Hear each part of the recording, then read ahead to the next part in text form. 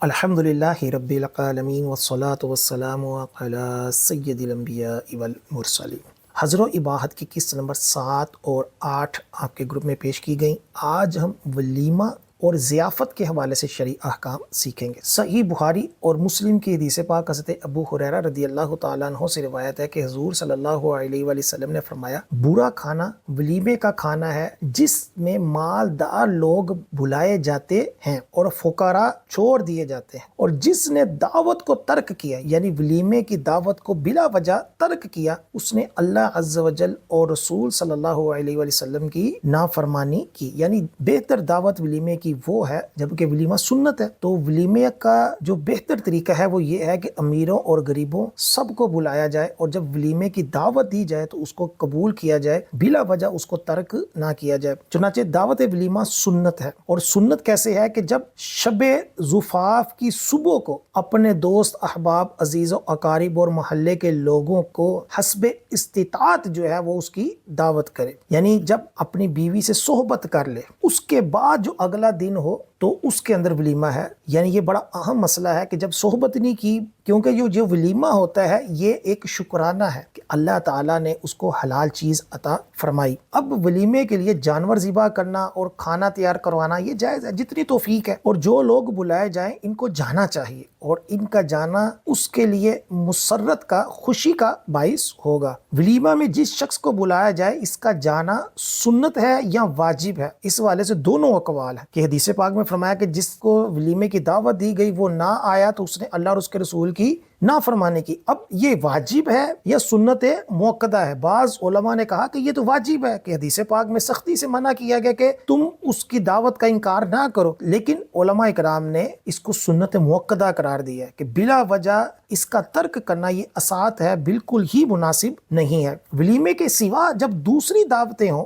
اس کے اندر جانا جو ہوتا ہے وہ سنت نہیں ہے، افضل ہے کہ جو بھی کوئی دعوت دے اس کے اندر وہ جائے۔ اور یہ شخص اگر روزہ دار نہ ہو تو کھانا افضل ہے کہ اپنے مسلمان بھائی کی خوشی میں شرکت اور اس کا دل خوش کرنا ہے، اور اگر روزہ دار نہ ہو تو کھائے، ورنہ اس کے لیے کیا کر دے؟ دعا کر دے۔ یعنی اگر روزہ دار ہے تو اپنا روزہ نہ توڑے بلکہ روزہ جاری رکھے، اس کے اندر شرکت کرنا اصل مقصد تھا، ولیمے کے اندر کھانا مقصد نہیں تھا، تو اس کے اندر شرکت کرے اپنے بھائی کی خوشی کے لیے، اور اگر روزے دار نہیں ہے تو کھانا بھی کھائے۔ ایسا نہ ہو کہ ولیمے کے اندر شرکت کرے اور کھانا نہ کھائے اور اس کو پتہ چلے اور وہ پریشان ہو جائے کہ یار یہ کھانا کیوں نہیں کھا رہا، تو یوں پریشانی نہ دی جائے۔ دعوت ولیمہ کا یہ حکم جو بیان کیا گیا کہ یعنی سنت موقدہ ہے، یہ اس صورت میں ہے کہ جب مقصود جو ہے وہ فخر نہ ہو کہ میری بلے بلے ہو جائے کہ جو بڑا عالی شان ولیمہ اس نے کروایا ہے، اور اس دعوت کے اندر جو ہے وہ ایسی صورتحال نہ ہو کہ گناہ والا کام ہو، گانے باجے ہوں، بے حیائی ہو، اس طرح نہ ہو۔ دوسرا یہ ہے کہ ولیمہ صرف پہلے یا دوسرے دن ہے، اس کے بعد یا اس سے پہلے ولیمہ نہیں، یعنی صحبت کے بعد اگلے دن یا اس سے اگلے دن، یعنی ان دو دنوں کے اندر ہی ولیمہ کر سکتا ہے۔ ایسا نہیں ہو سکتا ہے کہ سال بعد ولیمہ کرے، ایسا بھی نہیں ہو سکتا ہے کہ نکاح ہوا ہے ابھی رخصتی نہیں ہوئی تو پہلے ولیمہ کر لے۔ کئی جگہوں پر اس طرح کے بھی ٹرینڈ چلتے ہیں کہ سال بعد ولیمہ ہو رہا ہے یا ہفتے بعد ولیمہ ہو رہا ہے،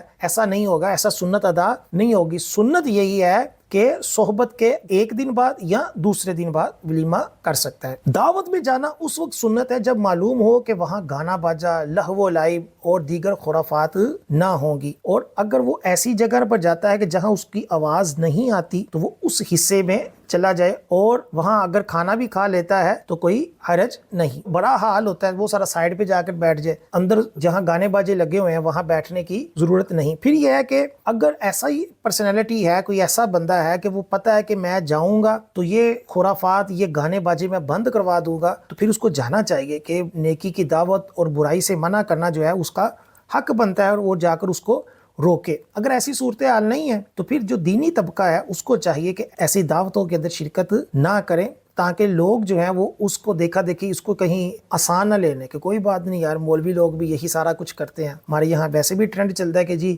مولوی سب کچھ حلال سمجھ لیتے ہیں۔ ایسا نہیں ہونا چاہیے، جو شریعت کا حکم ہے وہ فالو کرنا چاہیے۔ مہمان کو 4 باتیں ضروری ہیں جہاں بٹھایا جائے وہاں بیٹھ جائے, جو کچھ اس کے سامنے پیش کیا جائے اس پر خوش ہو, یہ نہ ہو کہ کہنے لگے کہ اس سے اچھا تو میں اپنے گھر میں کھا لیا کرتا ہوں, یا کسی قسم کے دوسرے الفاظ جیسا کہ آج کل دعوتوں میں ہوتا ہے ایسا نہ کریں کہ اس سے دل آزاری ہوتی ہے. جتنی اگلے کی توفیق تھی اس نے آپ کو کھلا دیا, چاہے ولیمہ ہو یا دعوت دوسری ہو, سب کے اندر یہی 4 اصول ہوں گے کہ جہاں وہ آپ کو بٹھاتا ہے تو وہ بیٹھ جائے, یہ نہ کہ جی میں نے عالی شان جگہ پر بیٹھنا ہے, میں نے سٹیج کے اوپر بیٹھنا ہے, ایسا نہ کرے. اگلوں نے اپنے حساب سے رکھا ہوتا ہے, جیسا کہ ہمارے یہاں ٹرینڈ ہے کہ ہال کی جو اگلی سیٹیں ہوتی ہیں وہ جو دولہا ہے اور اس کے جو رشتہ دار ہیں اس کے لیے رکھتے ہیں تاکہ ان کو پروٹوکول دیا جائے, تو کوئی حرج نہیں اس کے اندر. تو ہمیں بھی چاہیے کہ ہم پیچھے بیٹھ جائیں, تو کیا حرج ہے. اسی طرح جب کھانا آئے تو اس کے اوپر اعتراضات نہ کیے جائیں. نمبر 3 کہ بغیر اجازت صاحب خانہ سے وہاں نہ اٹھے, یعنی اجازت لے کہ میں جا رہا ہوں, جزاک اللہ آپ نے دعوت دی, اس طرح مل کر جائے. وہاں سے جائے تو اس کے لیے دعا بھی کرے کہ اللہ تعالیٰ تیرے رزق میں برکت دے. میزبان کو چاہیے کہ وہ بھی کھانے کے دوران وقتاً فوقتاً